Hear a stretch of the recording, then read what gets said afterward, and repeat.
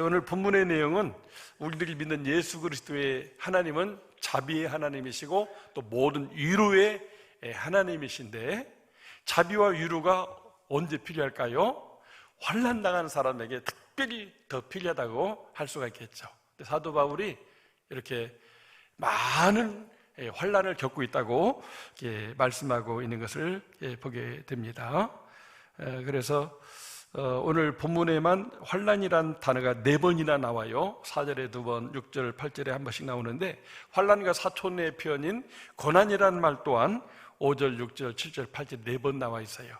환난과 고난이란 말이 이 짧은 11구절 속에 8번이나 나왔다는 것은 사도 바울이 함께 선교하는 일행들과 함께 가는 곳곳마다 그 환난과 고난을 겪었다고 하는 것을 여기서 지금 간증하고 있는 것입니다. 이렇게 또 간증하는 이유는 이 고린도 후서를 받는 고린도 교인들 또한 매일매일 날마다 숨쉬는 순간마다 환난과 고난 속에 살고 있다 그런 것이죠. 그래서 자신들이 받는 환난과 고난을 또 성도님들도 받고 있는데, 그런 성도님들에게 자신들이 받는 환난이 위로가 됐으면 좋겠다 하는 그런 뜻에서 이렇게 환난을 이야기하고 있습니다. 특별히 이 환난이라는 말을 헬라어로 찾아보니까 이렇게 들립세이라고 합니다. 한번 따라서 보겠습니다. 들립세이. 이게 환난이라는 말인데, 이 들립세이라는 말은 위에서도 누르고 있는데 아래에서도 막 솟구쳐 올라가지고 위아래로 누르는, 이렇게 되면 어떻게 되죠? 부서지거나 납작해지거나 가루가 되어버리는 거죠. 그러니까 이 환난이라고 하는 것은 우리 인생들에게 닥치게 될 때 위아래로 막 눌러 우리가 막 진액이 짜지는 그런 고생을 하게 하는 것이 환난이라고 할 수가 있겠습니다. 이제 도대체 어떤 일들이 사도 바울을 위아래에서 압박하는 환난을 받게 했을까 하는 것을 보게 되는데, 우리 이렇게 8절에 보니까 형제들아, 우리가 아시아에서 당한 환난을 너희가 모르기를 원치 아니하노니 힘에 겹도록 심한 고난을 당하여 살 수만까지 끊어지고, 환난이 막 너무 심해서 이제는 더 이상 살 수가 없구나, 이런 고통을 느꼈다고 하는 것이죠. 주로 이 아시아는 그 소아시아, 오늘날의 터키, 튀르기예라고 하는 나라로 바뀌었죠.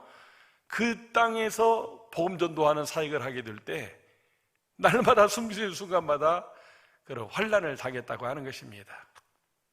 그래서 살수만까지 끊어졌다. 실제 루스드라라고 하는 곳에서는 돌에 맞아서 집단 돌매질을 당해가지고 죽었다고 생각하고 성 밖에 던져버릴 것이거든요. 거기서 기적적으로 살아나는데, 그게 정말 이제는 내가 죽었구나 했는데 살 수만이 없어졌는데 하나님이 기적으로 살려준 것이죠. 또 에베소에서는 3년간 죽도록 교회를 섬겼는데 그렇게 폭동이 일어나가지고 사도 바울을 잡아 죽이려고 하니까 결국은 그토록 사랑하는 에베소지만 떠나야만 됐던 그런 일들이 있었음을 보게 되는 것입니다. 그래서 9절에 보니까 우리 자신이 사형 선고를 받은 줄 알았더니, 이 말은 죽을 날만 기다리는 하루하루의 삶을 살았다. 언제 죽을지 모르는 그런 힘든 삶을 이렇게 살았다. 그래서 하루하루가 절망 중에서 살아가는 절망의 시간 속에서의 고된 인생살이를 이야기해주고 있습니다. 하나님, 정말 하나님을 위해서, 복음을 위해서, 교회를 세우는 일을 위해서, 영혼 구원을 위해서 살아가는데 내가 왜 이런 고통을 당해야 됩니까? 이런 원망이 들 법도 한데, 사도 바울은 그 극도의 환난과 고난 속에서도 오히려 다른 사람들을 위로하고, 또 여러분도 그런 환난을 겪고 있는데 하나님이 함께 해주셔서 그런 고난을 이겨내기를 이렇게 지금 이렇게 축복하고 소원하고 있는 것을 보게 되는 것입니다. 지난 주간은 수백 미리씩 집중적으로 쏟아지는 폭우 때문에 많은 분들이 죽거나 실종되거나 또 이재민들이 발생했습니다. 지금도 수천 명이 이재민으로 힘든 시간을 보내고 있죠. 그래서 정말 저는 개인적으로 오늘 수재 헌금을 드렸습니다. 여러분들도 수재당한 사람들이 복구되도록 또 이렇게 수재 헌금을 이렇게 드리면 우리 총위 또 그런 일을 이렇게 하는 그 기관이 있어요. 그래서 이번 우리 교단 총회가 많은 돈을 모금해 가지고 강원도 화재 당한 그 수많은 분들 집을 다 불태워버려 가지고 살 집이 없으니까 집을 수십 채를 지어주는 일에 우리 교단이 앞장서서 이렇게 국가사회를 섬기는 일을 했거든요. 우리가 수전금을 모으면 그런 분들을 도울 수 있을 것 같아요. 특히 이렇게 뉴스를 통해서 제주도에서 가슴 아팠던 것은 그렇게 참 반자에서 살다가 또 장애를 입은 아들을 두고 있는데 그만 막 물이 계단 타고 흘러들어오게 되는데 이 문이 열리질 않는 거예요. 이거 수압 때문에 그런 거죠. 근데 반자이기 때문에 그 뚫고 나갈 수도 없고 창문이 조그마하게 있기 때문에 그래서 막 119 신호했는데도 이미 다 물이 차가지고 죽은 다음에 오게 돼가지고 장애를 입은 아이를 잃은 어머니와 이모가 함께 이렇게 그 반지하방에서 죽었다는 소식을 들으면서 남의 일처럼 생각이 안 돼요. 내 일처럼 생각이 되는 것입니다. 이런 환난과 고난이 계속되고 있는 세상을 우리가 살고 있습니다. 하나님께서 무엇 때문에 사도 바울 일행이 위아래로 압박받는 환난을 겪게 했으며 사망 선고 받는 것 같은 절망감을 느끼게 했을까? 그 이유를 오늘 말씀이 말씀해 주고 있습니다. 우리 4절 같이 한번 읽어보겠습니다. 우리의 모든 환난 중에서 우리를 위로하사 우리로 하여금 하나님께 받는 위로로서 모든 환난 중에 있는 자들을 능히 위로하게 하시는 이시로다. 환난이 우리에게 임하는 이유는 내가 환난을 당해봄으로 환난 당하는 자의 아픔과 어려움을 알게 된다는 거죠. 그러니까 나도 그 환난 겪어봤다. 힘내라. 이기자 하면서 위로를 줄 수 있는 사람이 되게 하기 위해서 환난을 주셨다고 하는 것이죠. 사도 바울은 가는 곳마다 이렇게 복음을 전해서 믿지 않는 사람을 믿게 하는 일을 하게 되는데 자기가 그 환난을 날마다 겪으면서 또 그 힘든 삶을 살아가는 사람들에게 복음의 소망이 있고 예수 믿을 때 환난도 이기고 죄도 이기고 천국도 갈 수 있다고 이렇게 이야기할 때 그것이 정말 환난 속에 살아간 사람들에게 복음이 영접되어지고 구원의 역사가 일어나게 되고 실제 위로가 되는 것입니다. 실제 복음이 전도될 때 귀족들이라든지 공직자라든지 군인 이런 사람들은 잘 전도가 안 되고 그 당시 복음 전도될 때 노예라든지 정말 죽지 못해 살아가는 그런 사람들에게 복음이 잘 전해졌어요. 왜 그럴까요? 사도 바울이 그 똑같은 환난을 겪으면서 우리에게 무슨 소망이 있느냐? 여러분이나 나 언제 죽을지 모르는 목숨인데 우리에게 소망이 있다면 오직 예수뿐이 아니냐. 우리 예수 믿고 구원받자. 그럴 때 이런 세상에 소외되고 그 비참한 삶 가운데서 환난 속에 있는 사람들이 그 예수를 믿고 영접하고 구원받는, 그래서 그들이 교회가 되어서 서로 상부상조하면서 고난을 이기고 환난을 이기고 교회를 믿음을 지켜감으로 말미암아 마침내 이 믿음이, 이 성경이 우리에게 전도되어서 오늘 우리가 구원받게 된 것이거든요. 그러니까 환난을 당하는 목적은 그것을 우리가 이겨내면서 또 다른 사람, 환난당한 사람을 위로하고 그들에게 예수님을 알고 믿고 구원받게 하는데 목적이 있다고 하는 것을 사도 바울은 지금 역설적으로 말씀해주고 있는 것입니다. 그런 면에서 가장 큰 환난을 당한 사람이 누군가 생각해 보면 결국 환난당하다 마지막에 그 환난 때문에 죽는 그 모델이 바로 예수님이십니다. 그렇죠? 정말 예수님은 이렇게 환난 속에서 십자가에 못 박혀 죽으시는데 마침내 거기서 환난에서 벗어난 게 아니라 환난에서 마침내 죽었어요. 사형 선고받고 정말 사형을 당해버렸어요. 그렇기 때문에 주님은 우리 연약함을 아시고 우리의 그런 사형 선고받은 인생 같은 그런 인생들의 이렇게 구원을 이루어줄 수 있는 분이 오직 유일하신 예수님이신 것이죠. 정말 하나님의 뜻을 이루고 하나님의 섭리를 따라서 우리를 위한 환난을 당하다가 마침내는 십자가에서 죽으시게 버렸다는 거죠. 그러니까 우리 주님이 받으신 환난이 제일 큰 환난이죠. 주님이 그 환난 받을 무슨 잘못한 일이 있느냐? 그런 거 없어요. 하나님의 아들이시고 거룩하고 오직 사랑으로 남을 위해서 희생하며 헌신한 일생을 살아오셨는데, 그 주님이 마지막에는 이렇게 누명에 의해서 억울하게 막 우아래로 눌러 짜는 그런 비참한, 물 한 방울 피 한 방울 남김없이 다 쏟아놓고 죽으시는 그런 죽음을 당했던 것을 보게 됩니다. 그렇지만은 그런 고난을 우리들도 당할 것을 아셨기 때문에 그런 십자가를 앞두고 그런 말씀을 하셨어요. 요한복음 16장 33절에 너희가 세상에 환난을 당하나 담대하라, 내가 세상을 이겼노라. 환난 당하다 내가 죽었지만 다시 부활하게 된다. 죽음을 이기고 환난을 이기게 된다. 그처럼 여러분들도 나를 믿는다면 환난 당할 때 거기 굴복하지 말고 담대하게 환난에 맞서라.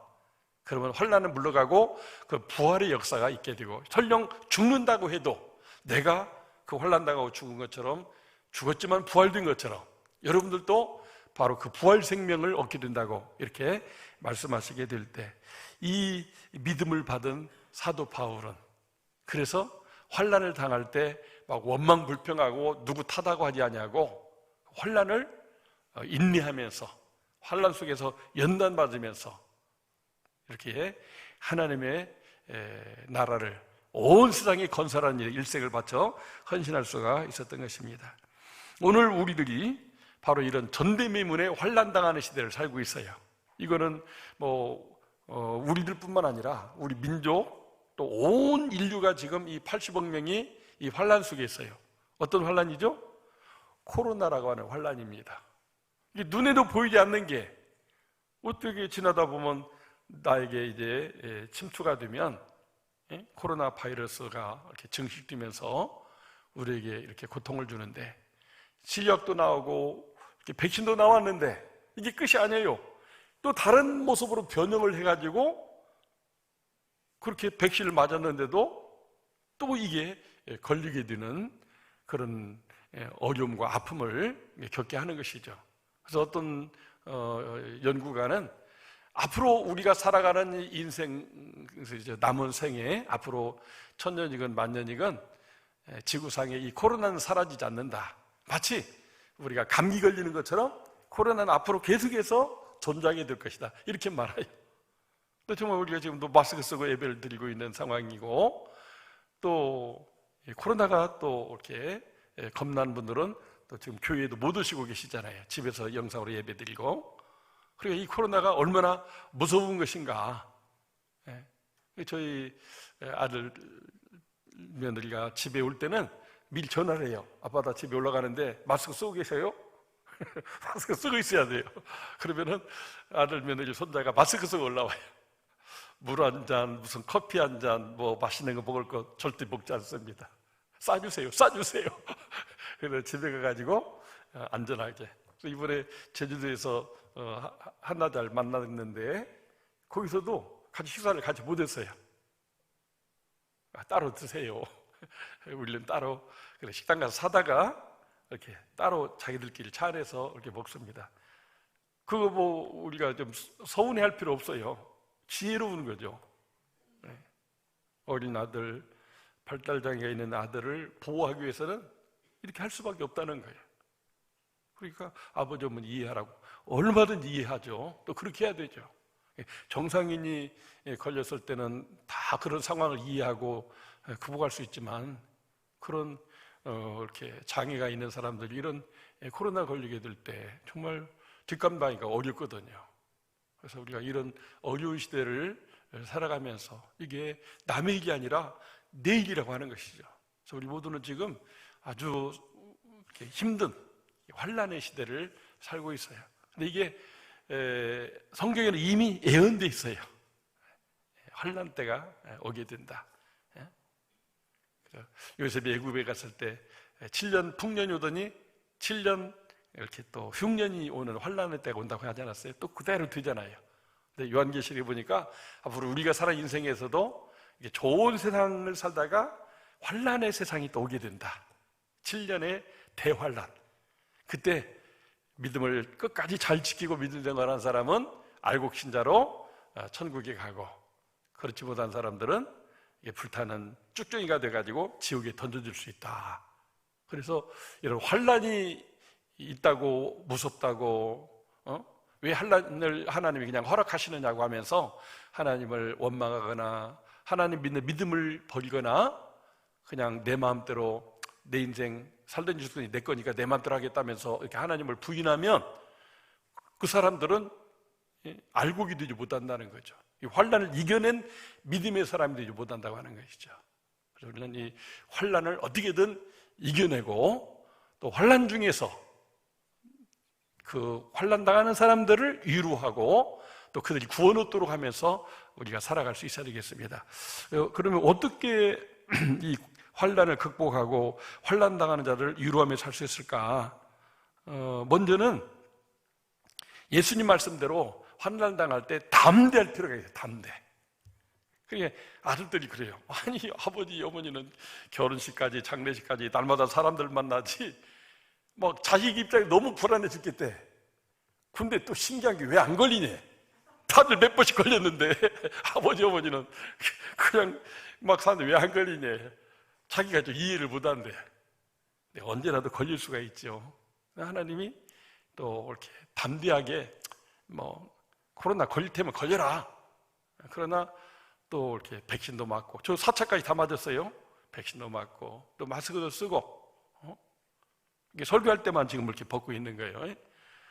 우리가 항상 유비무환으로 이렇게 하지만 그래도 이런 코로나 이렇게 환란을 당하지만 내가 담대하게 맞서야 되겠다, 이런 마음으로 이렇게 살아갈 필요가 있다고 하는 것이죠. 그리고 환란 당할 때는 부르짖어서 기도해야 됩니다. 시편 50편 15절에 환란 날에 나를 부르라, 내가 너를 건지리니 네가 나를 영화롭게 하리로다. 환란 당할 때가 하나님 만날 때라는 거예요. 너희가 하나님을 간절히 찾고 찾으면 내가 너를 만나준다고 했는데 지금이 바로 그때예요. 우리가 그냥 세상적으로 막 먹고 마시고 놀고 이런데 조심하잖아요. 그리고 어떻게 하면 말씀 보고 기도하고 하나님 뜻대로 살아가려고 이렇게 더 노력하게 된다고 하는 거죠. 이런 분들은 그 환란 때문에 하나님을 찾으니까, 하나님께 부르짖어 기도하니까 하나님을 만나고 하나님의 은혜를 더 많이 받는 그런 삶을 살아갈 수가 있게 된다고 하는 것입니다. 저는 이렇게 짧은 인생길 속에 이런 환란을 많이 당했지만은 그때마다 하나님이 피할 길을 주셔요. 하나님을 사랑한 자에게 환란이 없는 게 아니에요. 그 환란을 통해서 하나님께서 건져주시면서 내가 너를 책임져 주는 하나님이 맞다 하는 증거를 보여주는 거죠.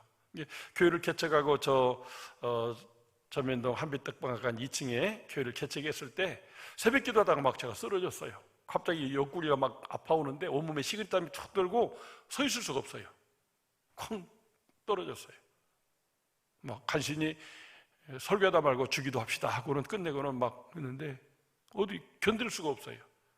집사람 불러가지고 차로 이렇게 을지 대학병원에 가서 응급실에 가게 됐는데 그러니까 어떻게 됐는지 모르고서 정신을 잃었어요.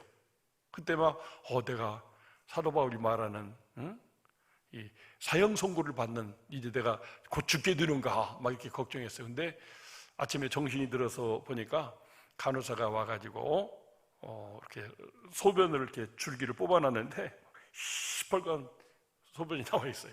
알고 보니까 신장에서 이 결석이 빠져나와가지고 새벽기도 하는 시간에 요로에 가서 그냥 확 처박힌 거예요. 그러니까 요로가 탁 찢어질 거 아니에요. 칼처럼 날카로우니까. 그러니까 막 그 상처가 그렇게 아팠던 거죠. 그 간호사가 저한테 묻는 거예요. 아이고 큰일 하셨네요. 아이 하나 낳는 고생을 하셨네 그러더라고요. 저도 아이를 안 낳았지만 아이 낳은 고생을 한 거예요. 지금 보니까 그런 거 그냥 정신을 잃을 정도로, 그리고 온몸에 식은땀이 흐르고 서 있을 수가 없고, 그래서 그 환란을 겪으면서 환란 날에 나를 부르라고 했는데 또 하나님을 찾으면서 간절히 기도하고, 정말 목회다가 이렇게 내가 설령 이제 회복이 안 되고 죽는다 할지라도 내가 마지막 순간까지 주님을 위해서 주님 사명 감당하기를 결심했더니 그 좁은 2층에서 저 구예배당도 있고 교육관 쪽 세배당을 짓고 이렇게 예배당을 짓고 많은 영혼이 구원받고 선교할 수 있게 돼서 환난 날에 나를 부르라. 내가 너를 건져주리니. 즉 하나님 건져주셨잖아요. 그래서 하나님이 나를 한 번 더 살게 하는구나. 그 남은 인생 내가 하나님 영광을 더 헌신하리라 했더니 이렇게 하나님 영광 받는 더 큰 역사가 일어나게 된 겁니다. 할렐루야. 그래서 우리는 환난 당할 때 하나님을 찾아야 되고 하나님을 불러야 됩니다. 지금이 우리 믿는 사람이 막 더 하나님을 간절히 찾아야 될 때예요. 그냥 코로나가 있더라도 마스크 쓰다 예배 드리러 가겠다 막 이렇게 예배를 드리고 이런 담대함과 하나님께 막 부르짖어 기도하며 매달리는 이런 믿음이 필요할 때입니다. 하나 더 중요한 것이 있다면은 이게 우리의 왕을 바꾸는 것입니다. 환난 당하기 전에는 대개는 그릇행이에요. 내 맘 내 때도 장애. 내 인생의 주인이 내가 돼가 내 맘대로 인생을 살았어요. 근데 언제 죽을지 모른다는 위기 앞에서는 다시 하나님 앞에 서게 되는 거예요. 그래서 이 환난은 우리로 왕 바꾸는 시간이라고 할 수가 있어요. 정말 내 마음의 왕좌에 예수님을 왕으로 앉히고 예수님 말씀대로 살겠습니다. 예수님 사랑합니다. 그래도 나는 예수님 감사합니다. 나는 이 코로나 때문에 죽는다고 해도 나는 천국 문이 열리고 천국을 가게 되니 얼마나 감사한지요. 이렇게 하면서 예수님을 주인 삼고 살아가게 하려고 이런 환난이 코로나가 오게 된다고 하는 것이죠. 그래서 정말 우리가 이 코로나 힘든 시대를 살아가면서 내 인생의 주인이 나냐 하나님이냐 이것을 한번 점검해 보면서 하나님을 주인 삼는 그런 기회로 삼는다면 이게 은혜예요. 내가 고난당하기 전에는 그릇 행하였더니 내가 고난을 당함으로 주님의 율례 하나님의 뜻을 알게 됩니다. 이렇게 고백하고 있거든요. 우리가 이 환난의 시대를 하나님 우리가 허락하신 것은 알곡과 가라지를 구분하는 어떤 심판의 기준도 되지만은 우리 믿는 자에게는 거듭나는 정말 예수님을 주인 삼고 살아가는, 왜냐하면 언제 죽어도 우리가 천국 갈 수 있는 것은 그 언제 죽는 그 순간도 예수님을 주인으로 모시고 있는 순간이거든요. 그러니까 항상 주님을 주인으로 모시고 주 안에 살아가게 될 때 우리는 환난을 이기는, 환난 속에서도 천국을 누리는 삶을 살아갈 수가 있습니다. 그런 은혜가 있기를 바랍니다. 이번에 제가 제주도에 가서 이제 저보다 앞서 은퇴하신 한 5년 선배 목사님 이렇게 만나게 됐어요. 그분은 65세 조기 은퇴해가지고 은퇴 10년이 됐는데 지나온 이제 교회 얘기를 하면서 이렇게 조천 근방에 있는 시골 교회였는데 교회를 짓다 보니까 이렇게 언덕배기에다 져가지고 예배당에 들어가려면은 그 언덕배기를 다 계단으로 만들어가지고 그냥 뭐 수십 개 계단이 있는 거예요. 근데 처음에는 몰랐는데 시간이 한 20년 지나니까 교회 오는 어르신들이 다 이제 20년 연로해지니까 예배당 오는 게 아주 그냥 천국에 가는 길처럼 어려운 거죠. 그냥 계단, 언덕을 오르고 거기에 또 계단을 또 수십 개를 오르고 해서 예배당에 들어가야 되니까 막 이게 사모님은 새벽마다 막 가슴이 아팠대요. 어떻게 하면 좋은가. 엘리베이터를 하나 놔가지고 그냥 이렇게 교회당으로 쉽게 올라갈 수 있으면 좋은데 교회가 재정도 없고 목사님도 가진 것이 없고 그래서 어떻게 하면 좋은가 했는데 오늘 새벽에 기도하는데 하나님, 내가 지금 암보험 들어놨는데 하나님 나 암 좀 들게 해주세요. 그러면 암 보상비 받아가지고 내가 엘리베이터에 놓을게요. 이 연세 많으신 어르신들이 교회 오는데 이렇게 힘들고 땀 흘리고 하는데 나를 희생해서라도 그렇게 하고 싶어요. 막 그 기도가 자기도 모르게 막 나오더래요. 그렇죠? 방언 기도하면 막 그렇게 나오잖아요. 근데 정말로 몇 달 지나니까 위암이 발생을 했어요.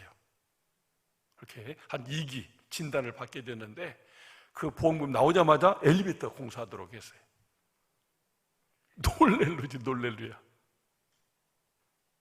그리고 하나님 이제 낫게 해주세요.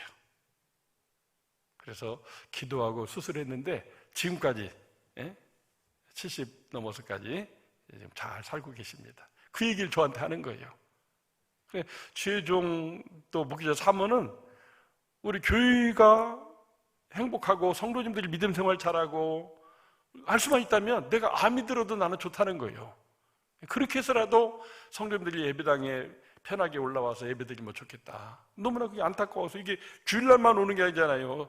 저녁 찬양 예배, 또 수요 기도회, 새벽 기도회, 그 많은 시간들을 교회 와서 예배드리는 그 연로하신 어르신들이 그 고생, 땀을 뻘뻘 흘리는 것을 보면서 나를 희생해서라도 하나님의 영광 받으면, 내가 그 환난을 자초했는데 하나님이 그걸 통해서 이렇게 교회도 더 부흥되게 가지고, 이렇게 은퇴할 때는 교회가 집도 마련해주고, 또 이렇게 제주도에서 이제 남은 생에 사실 수 있도록 이렇게 해서 집이 막 너무 좋은 거예요. 보통 사람이 해발 400m에서 한 700m 사는 것이 좋다네요. 뭐 미국 같은 데도 베버리 hills 이런 데가 다 그런 거죠.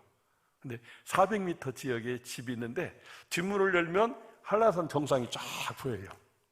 그리고 앞문을 열면 이 제주 앞바다가 또 다 보이는 거죠. 제주 남원시에 있는데. 그래서 정말 이렇게 평생을 하나님을 위해서 헌신하고 충성했더니, 죽도록 충성했더니 하나님께서 또 이렇게 교회를 통해서 남은 여생을 살도록. 그래서 지금은 이제 조치원이 멀지만 날마다 조치원 쪽을 바라보면서 교회를 위해서 기도하고, 또 거기 사는 곳에 조그마한 또 교회 노인들만 있는 그런 교회가 있는데 거기 출석하면서 정말 젊은 목사님 열심히 목회하도록 물심양면으로 헌신하고 있다고 하면서, 지금까지 자기 교회가 아닌 그 어려운 상황에서도 자녀들과 함께 군인교회라든지 5개 교회를 세웠는데, 앞으로 다 식구대로 됐는데 손자 이름으로 아직 안 돼 있는 게 있대요. 지금 한 1억 5천만 원 정도 모아지면 손자를 기념하는 군인교회를 또 하나 더 세우고 하나님 앞에 가고 싶다고 그런 얘기를 들었어요. 정말 이 환난의 때에 자기 쓰고 자기 살기도 바쁜 세상인데 어떻게 하면 한 영혼이라도 더 많은 영혼이 구원받을 수 있을까? 어떻게 하면은 내가 멀리 있어야 교인들이 이렇게 왔다 갔다 안 하니까 편안하니까 일부러 멀리 떠나왔대요. 오직 교회에 떠나온 교회가 잘 되기만을 지금도 눈물로 기도하는 그런 모습을 보고, 또 많은 또 이렇게 도전도 받고 또 은혜도 받고 오게 되었습니다.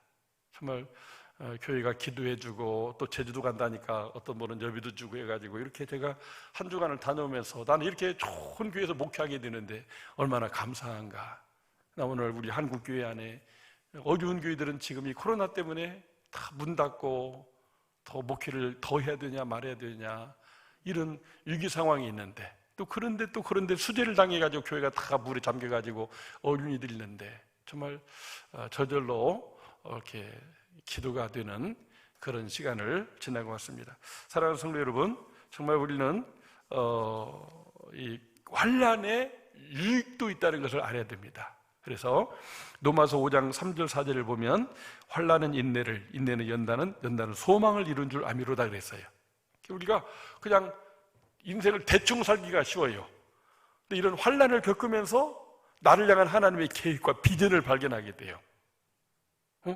내가 언제 죽을지 모르는데 내가 멀쩡하다가도 젊은 사람도 코로나 때문에 죽는구나.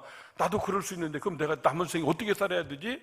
그래서 인생의 시간의 소중함, 또 어떤 그 거룩한 비전과 어떤 그 소명, 이런 걸 이루려고 헌신하는 계기가 된다고 하는 것이죠.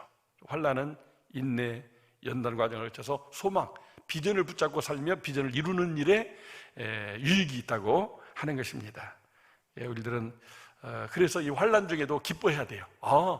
이 코로나 시대가 이 무더위와 지구온난화로 말미암은 이런 이 폭우 재앙이 결국은 내가 유한한 존재고 언제 죽을지 모르는 존재고, 그러나 내가 예수를 믿어 구원받았는데 내가 언제 죽더라도 내가 어떻게 삶을 살아야 되는가, 살소망이 끊어지고 사형 선고 받은 인생을 지금 내가 살고 있는데 난 어떻게 살아야 되는가. 사도 바울처럼 살아야 되겠구나. 예수님이 제자로 살아야 되겠구나. 이렇게 하면서 우리에게 인생의 거룩한 목적을 갖고 살게 하는 그런 동기부여가 된다고 하는 것입니다. 우리 모두 이 코로나 시대, 환난의 시대지만은 항상 기뻐하고 쉬지 않고 기도하고 범사에 감사하는 하나님의 뜻대로 살되, 이 환난도 나에게는 유익이 된다. 그래서 코로나를 경험했으면 그 코로나 걸린 사람이 누가 있다고 하면 내가 아는 경험을 얘기해 주면서 위로해 주면, 아 그래요? 코로나 걸렸었어요? 어떻게 하면 돼요?